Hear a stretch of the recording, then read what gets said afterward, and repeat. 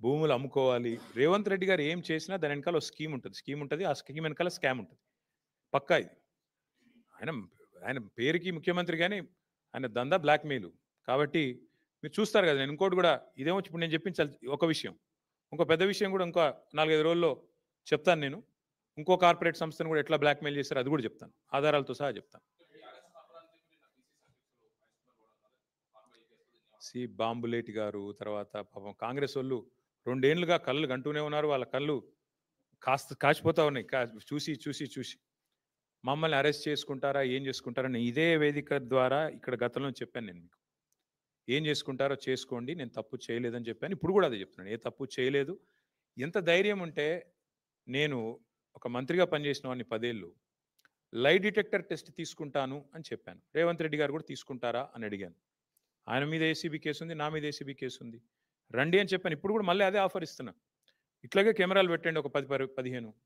Lie detector test నేను మీ కెమెరాల ముందు తీసుకుంటా. నేను తప్పు చేయలేదు. నిజాయితీకి ధైర్యం ఎక్కువ. సరే దానికి కొంతమంది అహంకారం అనొచ్చు కాక. కానీ నేనేమంటానంటే అల్టిమేట్‌గా నేను తప్పు చేయలేదు కాబట్టి నాకు ఆ ధైర్యం ఉంది. కానీ ఇది అప్రస్తుతం అనవసర విషయం. అరెస్ట్ చేసుకుంటారా? ఏం చేసుకుంటారో వదిలేయండి. నాది పెద్ద ఇష్యూ కాదు. నన్ను అరెస్ట్ చేస్తే ఆయనకు కొంత పైశాచిక ఆనందం వస్తుంది కావచ్చు. అది కూడా ఓకే. కానీ మేము వదిలిపెట్టం కాంగ్రెస్ పార్టీని. ₹4000 ముసలోళ్ళకి ఎప్పుడు ఇస్తావు?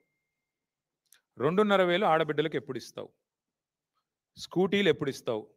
తులం బంగారం ఎప్పుడు ఇస్తావు? నువ్వు ఎన్ని డైవర్షన్ గేమ్లు ఆడినా మేము మాత్రం అదే పట్టుకుంటాం. మా ఇష్యూ చిన్నది. మమ్మల్ని అరెస్ట్ చేసుకుంటారా? కేసులు పెడతారా? ఏం చేస్తారా? అదోకే. మేము ప్రజల తరపున అడుగుతూనే ఉంటాం. వదిలిపెట్టం.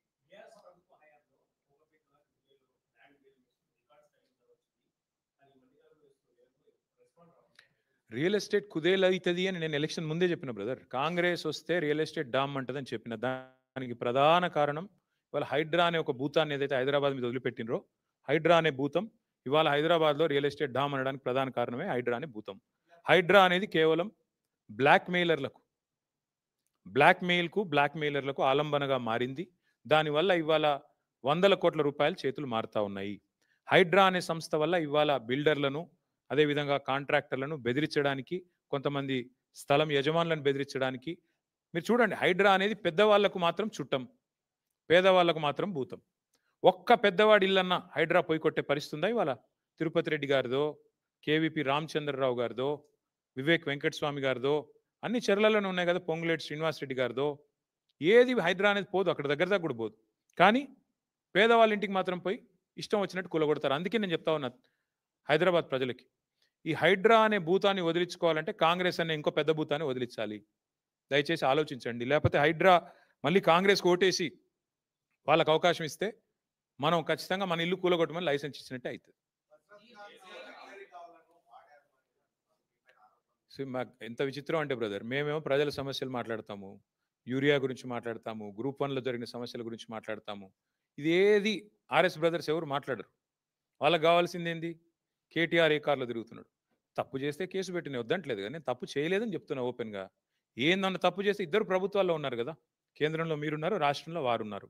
పెట్టండి, ఏం కేసులు పెడతారో పెట్టండి, ఏం విచారణలు చేస్తారో చేయండి, మాకు అభ్యంతరం లేదు. ఇవన్నీ ఇప్పుడు అన్ని పోతే ఎల్ఎన్టీది ఎక్కడ పోద్దాం?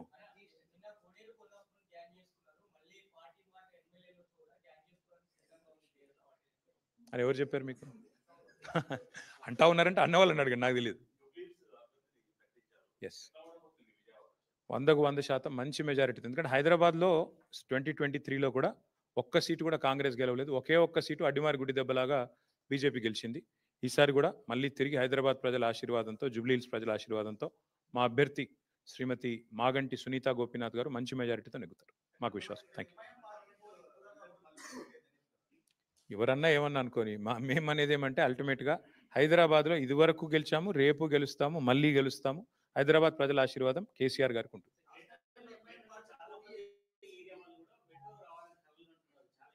కరెక్ట్.